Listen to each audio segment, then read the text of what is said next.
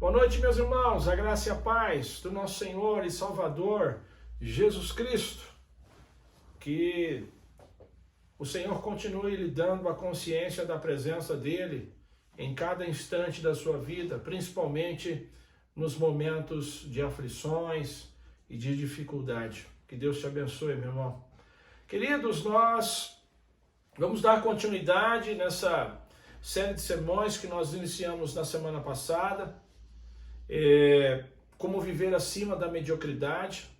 Essa série é resultado de um livro que tem o mesmo tema, um livro de Charles Swindoll, que nós estamos lendo e sentimos que Deus está falando ao nosso coração através daquele livro e, portanto, a gente quer compartilhar com os irmãos aquilo que Deus tem falado ao nosso coração. Então, na semana passada, nós confrontamos a mediocridade. Nós vimos juntos que, para confrontar a mediocridade, nós precisamos, primeiro, aprender que a batalha ela é travada nas nossas mentes. Ou seja, nós precisamos trocar os pensamentos derrotistas por pensamentos vitoriosos. Nós vimos também que precisamos viver na perspectiva de outro reino, o reino de Deus. Aprendemos também que essa mudança ela vai nos custar caro, porque o próprio Cristo diz que quem quiser ser o seu discípulo precisa negar-se a si mesmo, tomar a sua cruz e segui-lo. E por último, demonstrar um amor extravagante para o Senhor. Ou seja, estar disposto a quebrar vasos para Jesus, assim como Maria, irmã de Lázaro, fez, né? Ungiu o Senhor Jesus com aquele perfume caríssimo. Hoje nós vamos aprender que para viver acima da mediocridade, você precisa viver de um modo diferente. Você tem que aprender a viver de um modo diferente, principalmente uma maneira diferente do que a maioria das pessoas vivem. Mas como é viver de um modo diferente? Antes de nós, então, entrarmos no tema propriamente dito, nós vamos fazer uma breve oração. Senhor, nós mais uma vez queremos te agradecer, ó Deus, por essa rica oportunidade. Obrigado, Senhor, pela sua vida na nossa vida. Obrigado, Deus, pela vida desse nosso irmão, dessa nossa irmã, que de maneira gentil nos permite entrar na sua casa através desse veículo de comunicação. Abençoa, Deus, abençoa essa pessoa, que essa palavra que está sendo lançada, de fato e de verdade, ela possa cumprir com o propósito para o qual ela está sendo enviada, Senhor. Que é de abençoar, que é de fazer esse homem, essa mulher, esse jovem refletir acerca da sua própria vida. Muito obrigado por tudo, Pai. Em nome de Jesus, que nós oramos, Senhor, e agradecemos. Então vamos lá. Vencer a mediocridade significa viver de um modo diferente. Como é viver de um modo diferente? Primeiro, quem vive de um modo diferente da grande maioria das pessoas tem visão, ou seja, eles aprendem a enxergar além da maioria. Queridos, quando nós conseguimos vencer a batalha que se trava na nossa mente, quando a gente consegue trocar os pensamentos derrotistas por pensamentos vitoriosos, nós não conseguimos mais viver ao lado daqueles que ficam boiando, daqueles que ficam marcando passo, daqueles que não acreditam na possibilidade de alçarmos voos maiores, de conquistarmos. Nós não conseguimos mais ficar ao lado, viver ao lado daqueles que não acreditam que a igreja do Senhor ela pode crescer. Enfim, nós não conseguimos permanecer ao lado de pessoas que não vivem como águias, mas como perus. Quem quer viver acima da mediocridade precisa atentar para um modo de vida que Deus planejou para nós, e não a maneira natural do mundo viver. Eu queria que você abrisse a sua Bíblia no Evangelho de Mateus, no capítulo 6, versículos 24 a 34, e preste atenção naquilo que o Senhor está dizendo nesse trecho. Mateus 6, 24 a 34. Ninguém pode servir a dois senhores, pois odiará um e amará o outro, ou se dedicará a um e desprezará o outro. Vocês não podem servir a Deus e ao dinheiro. Portanto, eu lhes digo, não se preocupem com a sua própria vida, quanto ao que comer ou beber, nem com o seu próprio corpo, quanto ao que vestir. Não é a vida mais importante que a comida e o corpo mais importante que a roupa? Observe as aves do céu. Elas não semeiam, nem colhem, nem armazenam em celeiros, contudo o Pai Celestial as alimenta. Não têm vocês muito mais valor do que elas? Quem de vocês, por mais que se preocupe, pode acrescentar uma hora que seja a sua vida? Por que vocês se preocupam com roupas? Vejam como crescem os lírios do campo. Eles não trabalham, nem tecem. Contudo, eu lhes digo que nem Salomão, em todo o seu esplendor, vestiu-se como um deles. Se Deus veste assim a erva do campo, que hoje existe e amanhã é lançada ao fogo, não vestirá muito mais a vocês, homens de pequena fé.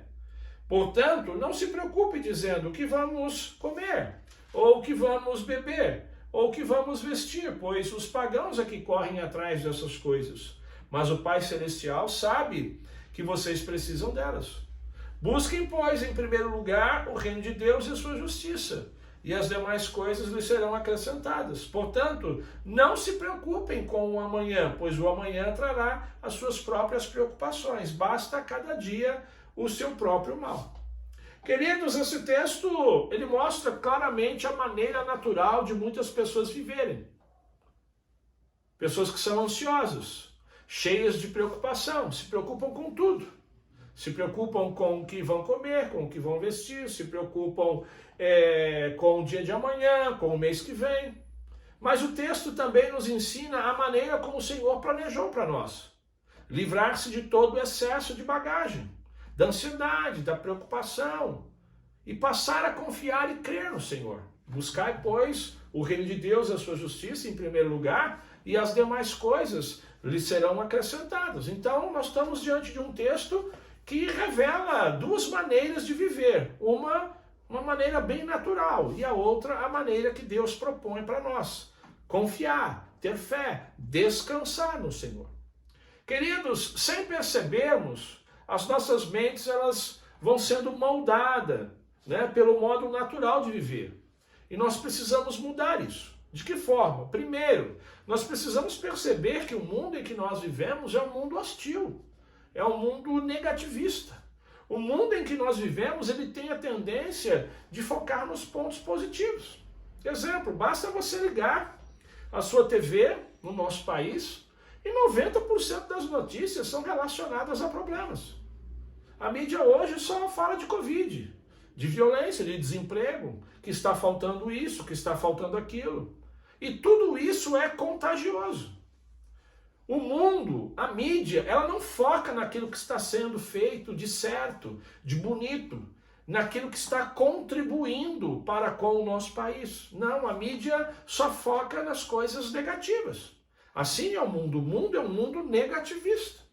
Segundo, como nós vivemos então num mundo negativista e que, portanto, é um mundo sem motivação, nós acabamos também perdendo muitas vezes a motivação, perdendo a visão de que nós servimos a um Deus Todo-Poderoso.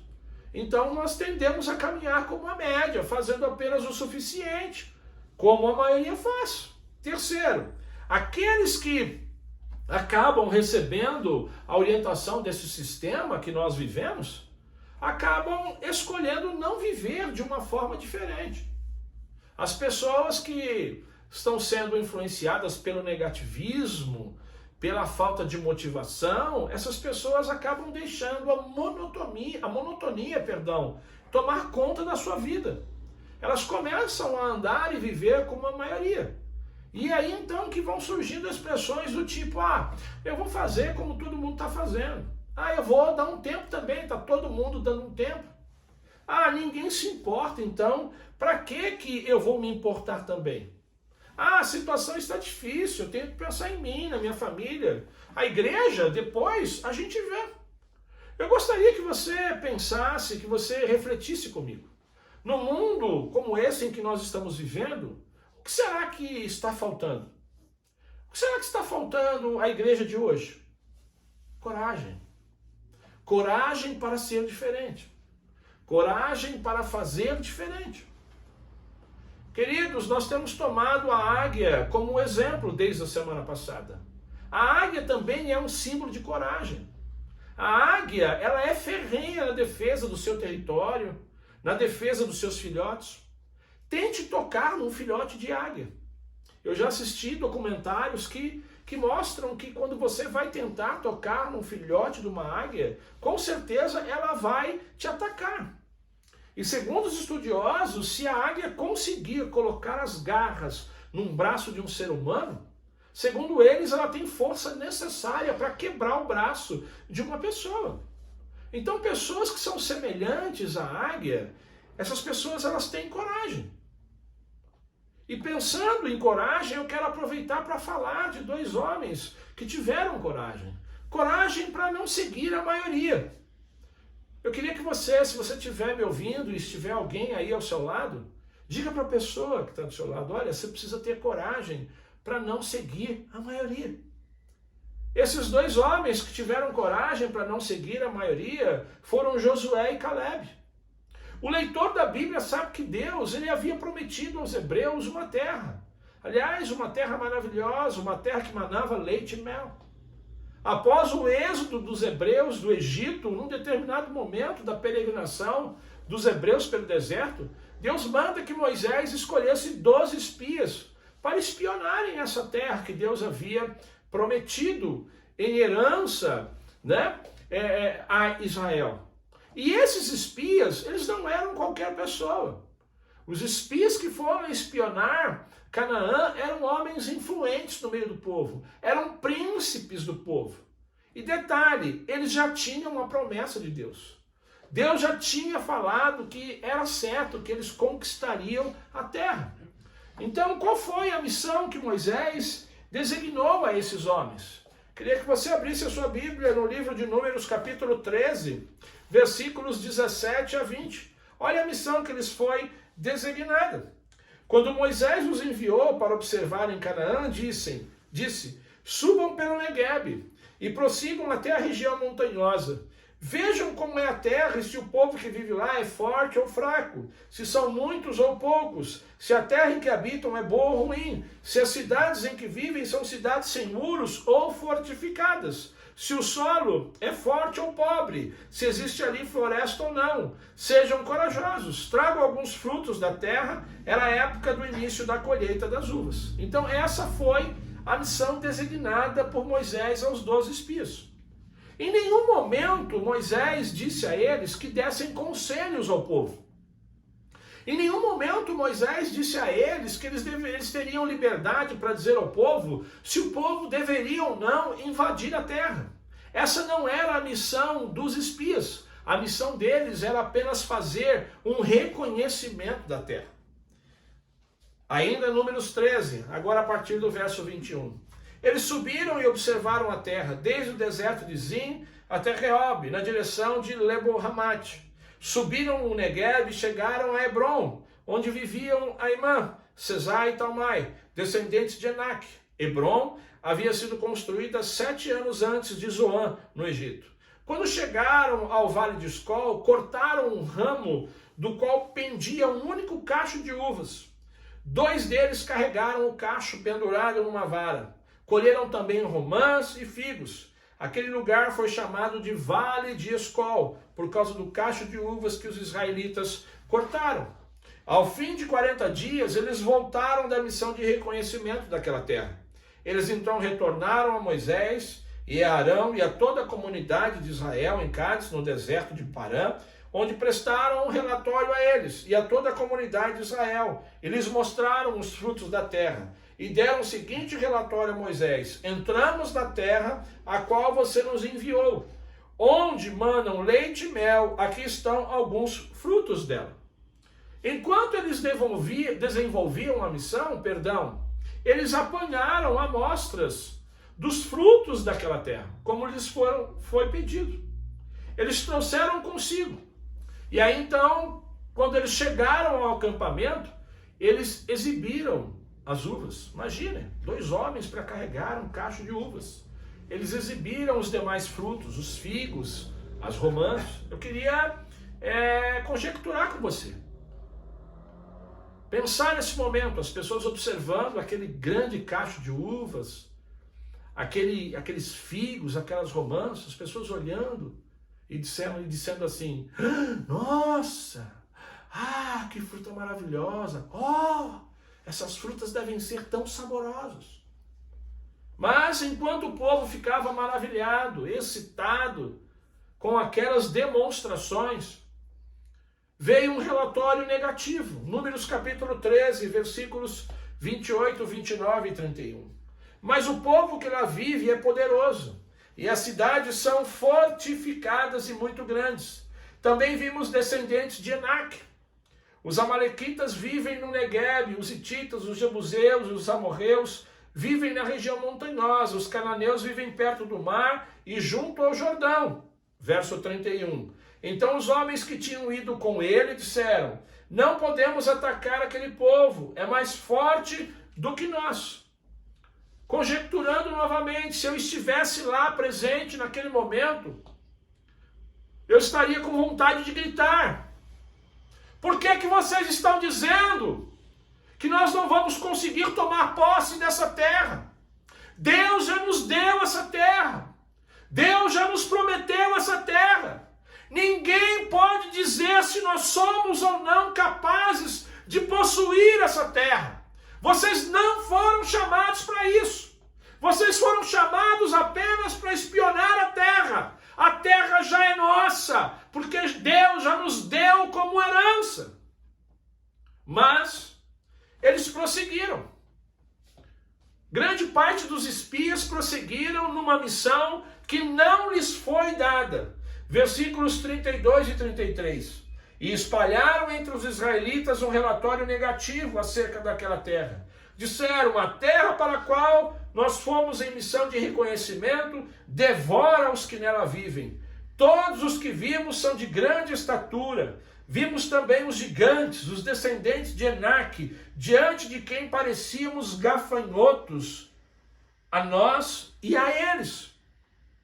Qual foi o resultado desse relatório negativo que a grande maioria dos espias entregaram ao povo?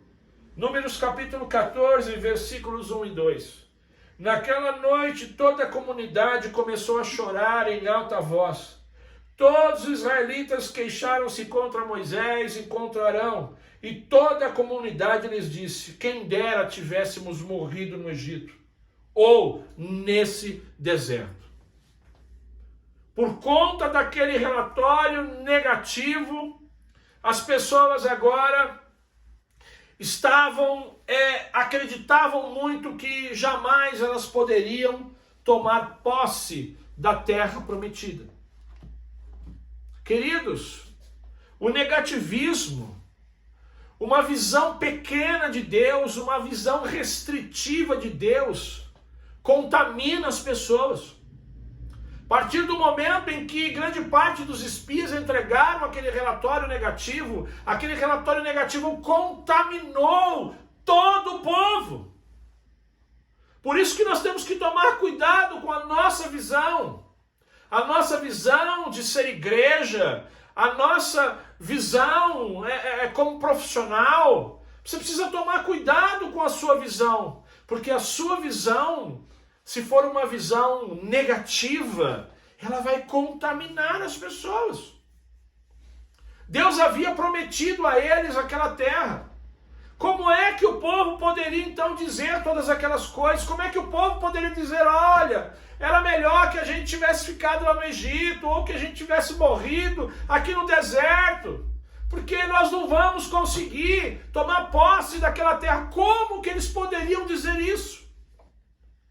A falta de visão, meus irmãos, engole o ser humano. A falta de visão destrói planos, destrói sonhos. Queridos, quando o raciocínio natural ele se sobrepõe à fé em Deus, as pessoas começam a dizer que é impossível vencer gigantes. Quando o raciocínio natural se sobrepõe à fé em Deus, as pessoas começam a dizer que nós não vamos conseguir, que nós não somos capazes, que a igreja não vai crescer, que a empresa não vai dar certo, que transicionar a igreja para o modelo celular é algo impossível. E aí, para completar, nesses momentos onde o negativismo está sendo semeado, aparece pessoas com ideias criativas, entre aspas. Números capítulo 14, versículo de número 4. Olha as ideias criativas que aparecem no momento onde o negativismo está sendo semeado. E disseram uns aos outros: escolheremos um chefe e voltaremos para o Egito. Queridos, nós precisamos parar com isso. Nós precisamos parar de, de deixar de crer. Nós precisamos voltar a crer.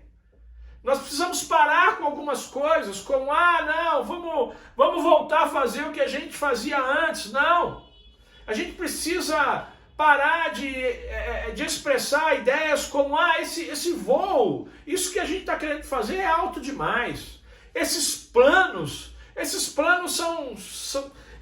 não são para nós. Esses sonhos são demais para nós. A gente tem que voar mais baixo.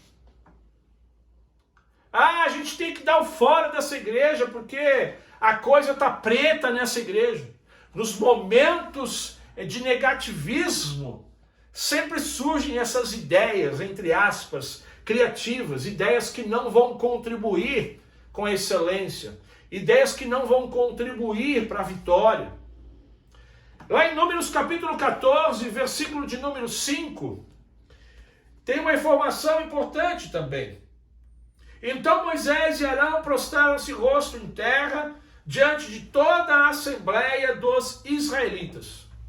Querido, aprenda uma coisa: quando a grande maioria das pessoas não tem visão, não tem uma visão de águia, mas caminham como perus, olhando para baixo, buscando apenas os insetos e os vermes, quando a maioria das pessoas tem miopia espiritual, quando a maioria das pessoas não consegue enxergar Deus em meio às circunstâncias difíceis da vida, essa miopia, essa falta de visão, ela tende a cobrar caro daqueles que lideram.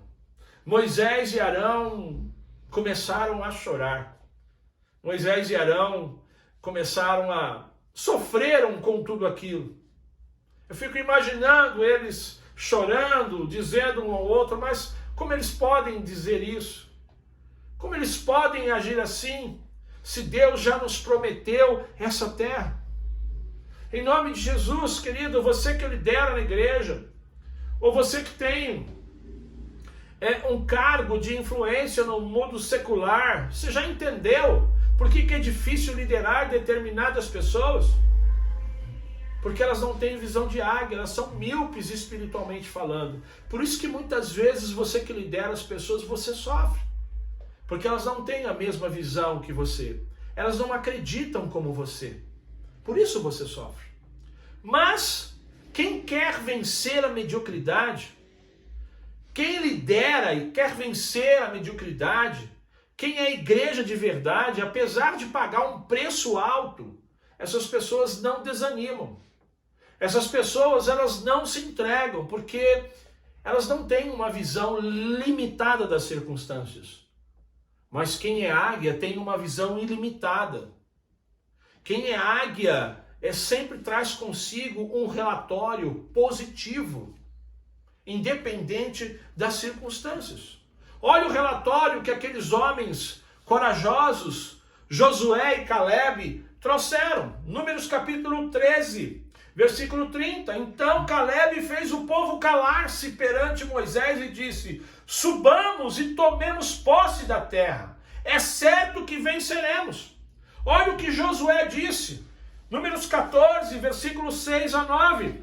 Josué, filho de Nun, e Caleb, filho de Jefoné, dentre os que haviam observado a terra, rasgaram as suas vestes e disseram a toda a comunidade dos israelitas: a terra que percorremos em missão de reconhecimento é excelente. Se o Senhor se agradar de nós, Ele nos fará entrar nessa terra, onde manam leite e mel, e a dará a nós. Somente não sejam rebeldes contra o Senhor e não tenham medo do povo da terra, porque nós os devoraremos como se fossem pão. A proteção deles se foi, mas o Senhor está conosco. Não tenham medo deles.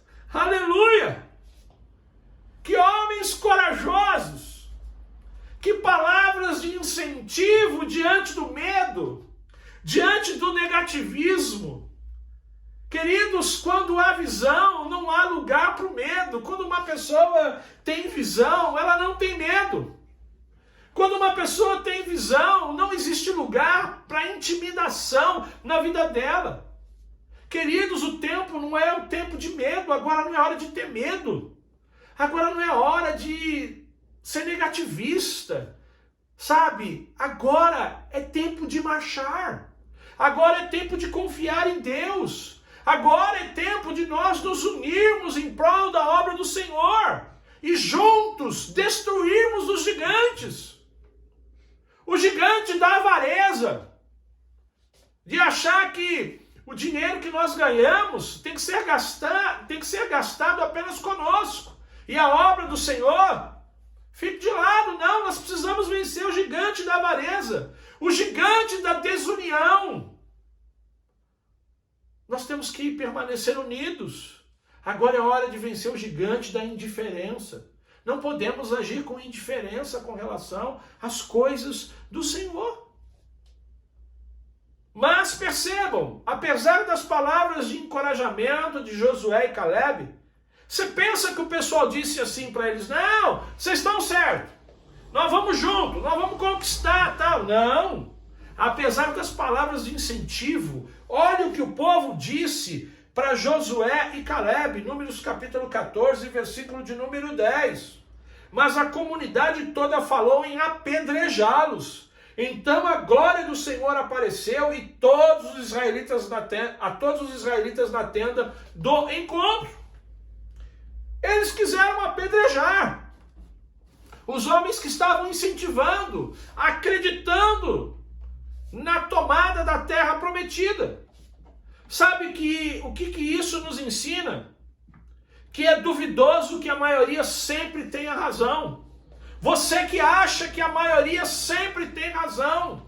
Você que gosta de caminhar com a maioria, achando que a maioria sempre está certa.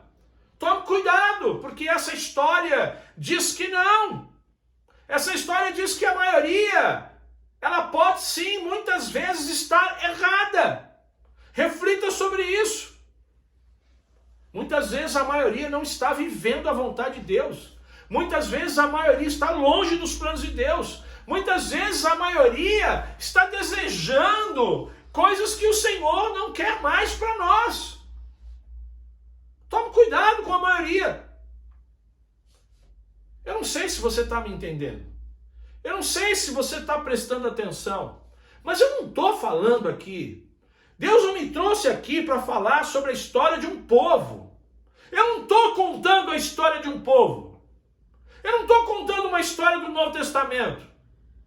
Deus me chamou aqui para fazer você refletir sobre o seu modo de viver. Deus quer te ensinar a conquistar, a vencer obstáculos na sua vida. A gente não está aqui contando uma história.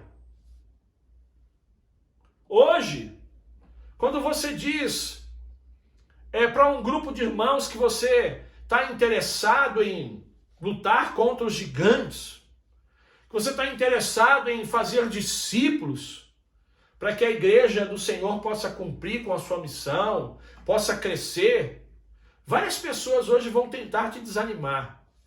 Várias pessoas vão dizer que você tem que cuidar da sua vida, do seu futuro, que você tem que se preocupar em estudar mais. É a partir daí que a ansiedade vai entrando na vida das pessoas e a paz vai saindo. É assim.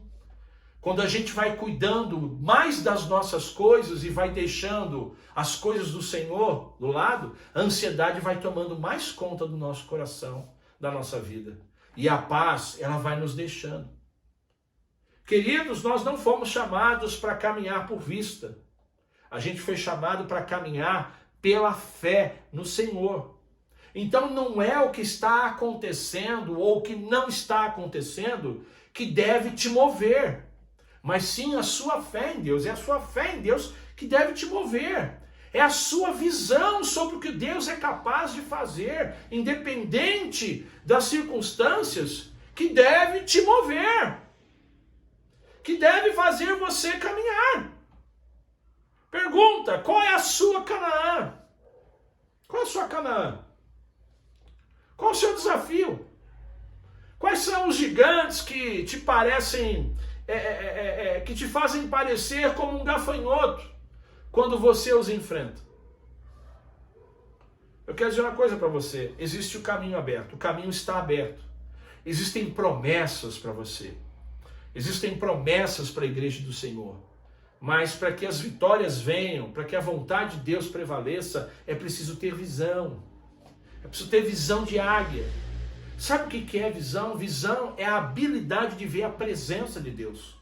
Visão é a habilidade de perceber o poder de Deus, de focalizar os planos de Deus, apesar dos obstáculos. Segundo, para viver de um modo diferente, assim vencer a mediocridade, você precisa ser uma pessoa determinada. Ou seja, tomar a decisão de jamais desistir, perdão. Queridos, vencer a mediocridade, alçar voos maiores, ser uma pessoa bem-sucedida profissionalmente falando, ser um cristão que faz com que o Senhor, ao olhar para você, dê um grande sorriso, isso tudo nada tem a ver com mágica. Ser uma pessoa excelente em tudo que você faz não tem a ver com mágica, sabe?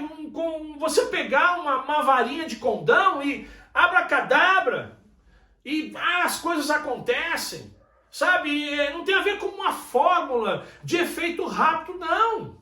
Uma vida de excelência, uma igreja de excelência, uma empresa de excelência tem a ver com determinação, com coragem e muito trabalho. Esse é o sinônimo de uma vida de excelência. Quando Jesus diz lá em Mateus capítulo 6 que nós devemos busquem primeiro o reino de Deus. A própria palavra buscar, presta atenção, ela implica numa perseguição com forte determinação. Isso que é buscar. Perseguir, ser determinado. Ou seja, é uma decisão de não desanimar a despeito de tudo que aconteça ou deixa de acontecer. É claro que eu estou falando de coisa boa. Ninguém aqui deve ser determinado para fazer coisas ruins. Estou falando e pensando de coisa boa. Então não se engane. O sucesso, ele não é fruto de inteligência. O sucesso não é fruto de talento.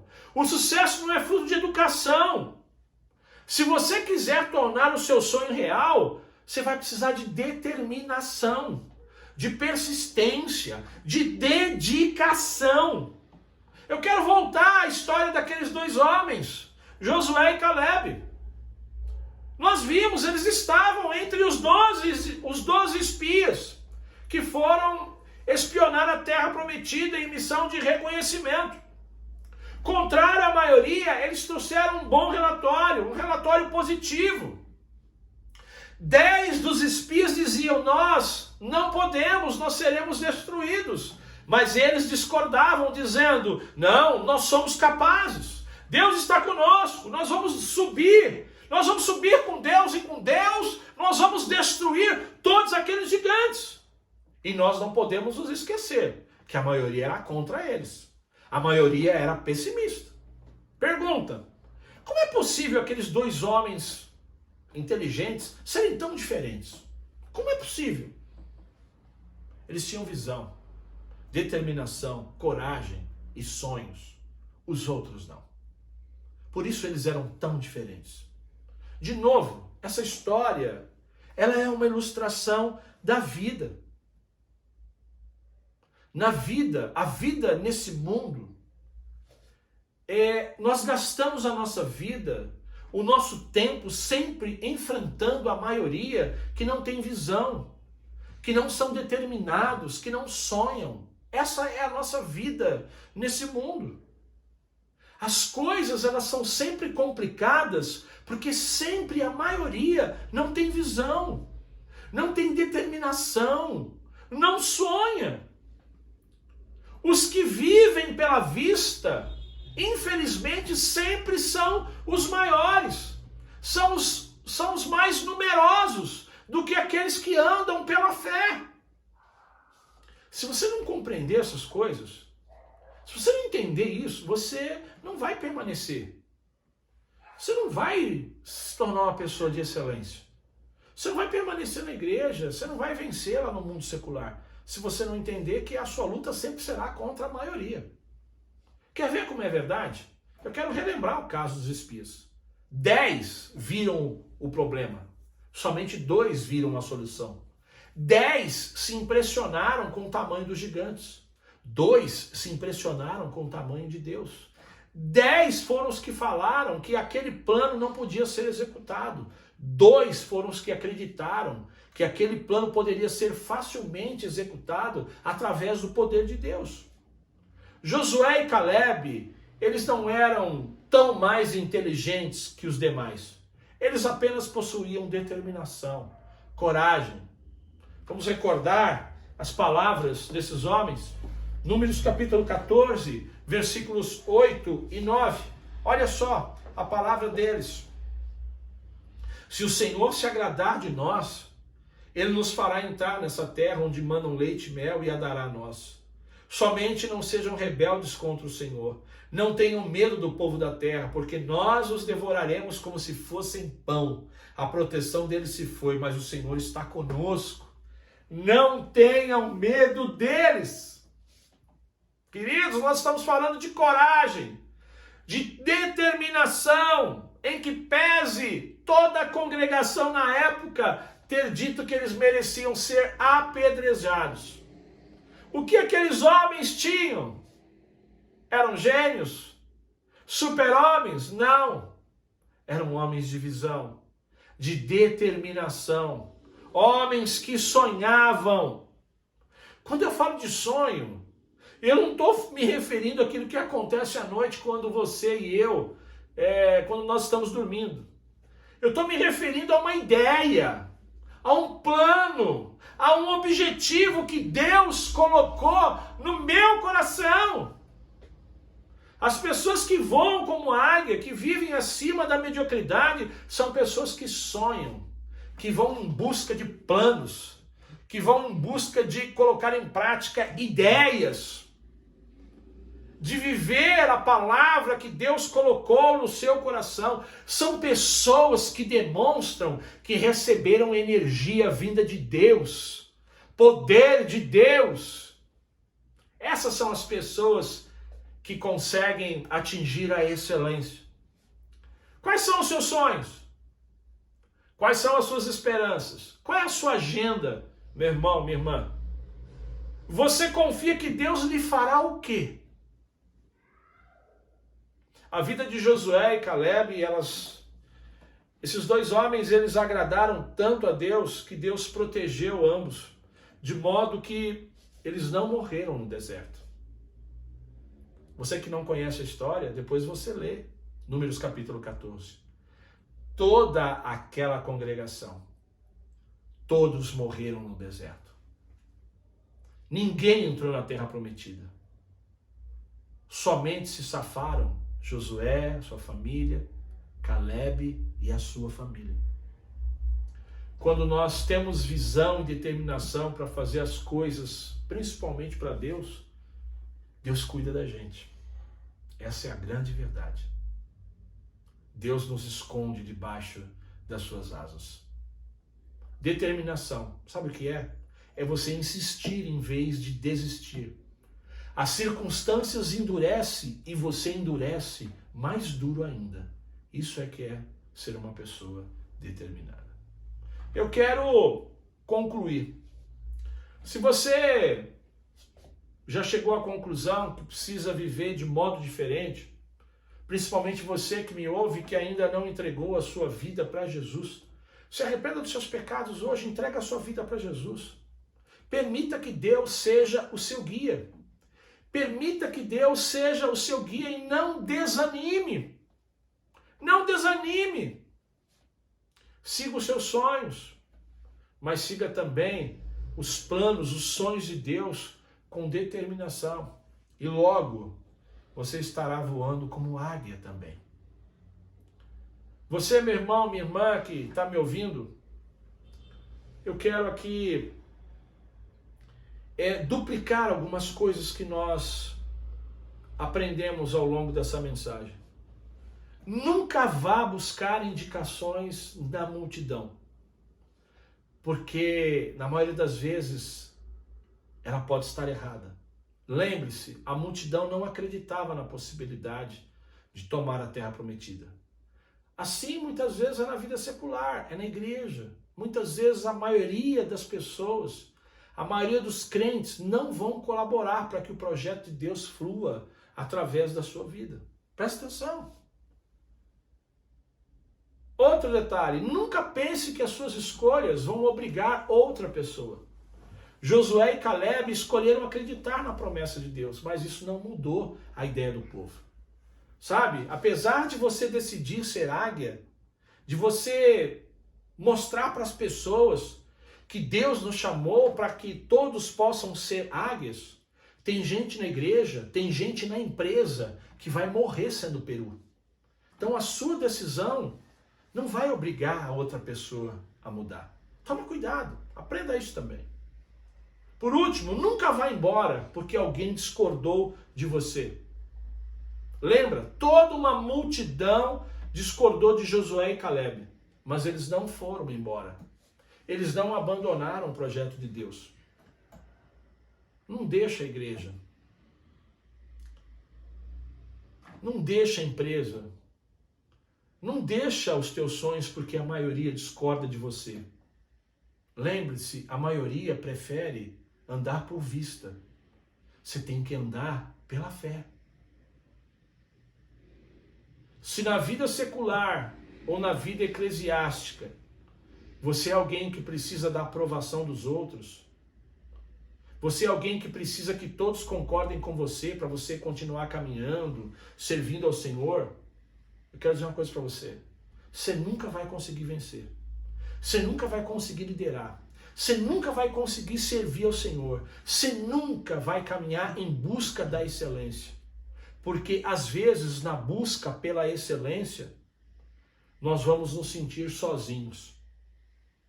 Eu imagino que Josué e Caleb se sentiram sozinhos diante daquele momento. Então, nesse momento, quando a gente está em busca da excelência, mas se sente sozinho, é hora de manter a nossa fé em Deus. Foi o que eles fizeram. E mais, nos aproximarmos de pessoas que estão engajadas em batalhas semelhantes a nossas. Se aproxima de gente que está engajada em batalha parecida com a sua. Vai lhe fazer bem. Se você quer viver diferente, acima da mediocridade, você precisa pedir a Deus coragem. Coragem para permanecer firme até quando a maioria das pessoas discordarem de você. Se você quer viver de modo diferente, permita que Deus continue sendo seu guia e não desanime.